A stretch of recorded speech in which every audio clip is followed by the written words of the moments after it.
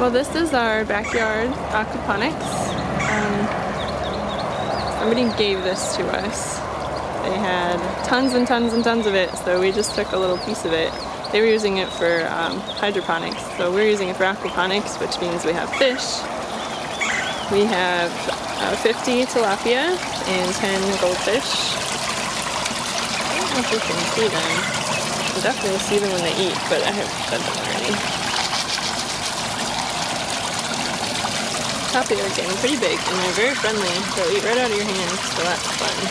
I might put some in our pond just because they're so friendly. I'm doing a video, hun. Sure. So it's a real simple setup. We have a pond pump. I don't know if you can see it down there. It pumps up through the PVC on both sides. And then there's holes in the PVC that drop down through the rocks. And then these trays, which are some kind of roofing material or something. And the water comes back down. Goes it over again. We've learned a lot. We're still experimenting. There's lots to learn about what will grow well. Beans did really awesome. We had 2 sets of beans that took over. The whole ceiling was all beans. Our biggest problem has been pests, getting bugs on stuff. Got some peppers starting. At first the tomatoes did really, really bad, but now we've had it set up for about 6 months and the fish are bigger and producing more waste, so the tomatoes are starting to survive. A lot of what we've been using it for is starting trees.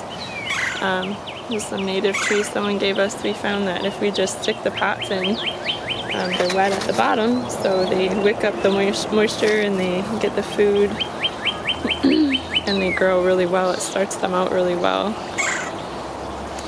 Lots of broccoli. I don't know if that's what it's supposed to look like. There's some celery I just stuck in and it grew. There's some moringa I started from seeds. Those are doing really good. Christmas tree palms we have everywhere. A jackfruit, mamey, 2 mameys.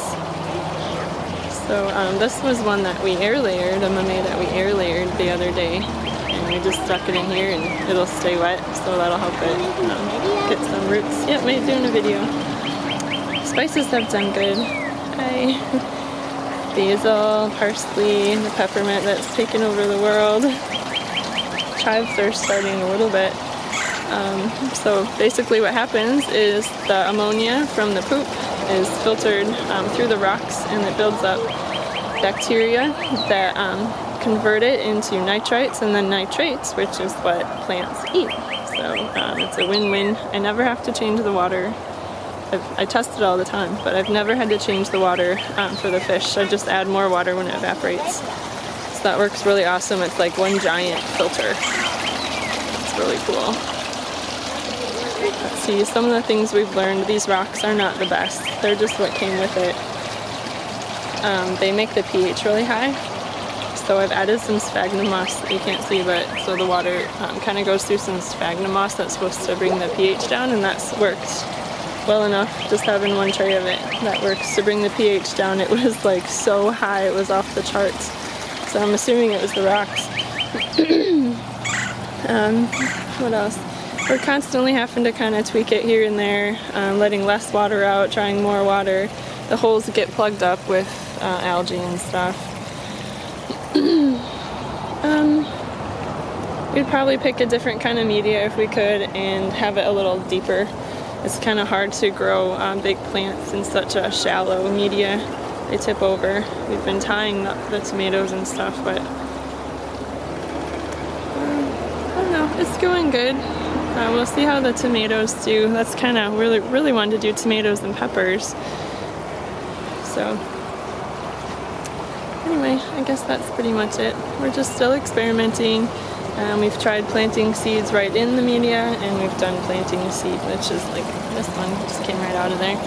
And we've done them in pots. I don't know which works better. They both have worked fine. Cucumbers did terrible. Beans were pretty much the best. We had a thing of peas too. We got lots of peas. Pests have been our biggest issue, keeping those bugs off of the plants. Even this, I can see this has bugs on it. So we use neem oil to keep the bugs off. It's kind of tough because we don't want to spray anything in the water that would affect the fish. So I'm just trying to kind of balance that out. We don't have a sediment filter on ours. A lot of people do. It hasn't really been a problem so far. The water is a little bit murky now that they're getting bigger though, so who knows what we'll have to do with that. Sometimes the trays get too full of water. Like this one has sitting water in it, so we'll then I'll start messing with it and I'll maybe put a rock under it so it kind of flows better. A big problem with the beans, their roots get so thick under the tray that they actually stop the water. So we found things like beans with lots and lots of roots have to be at the top up here so they don't block the water flow, because the water will just stop there and it'll eventually would overflow if we weren't watching it. So we want this to kind of take care of itself and not have to watch it all the time. So anyway, that's pretty much it. It's fun. It's fun to experiment.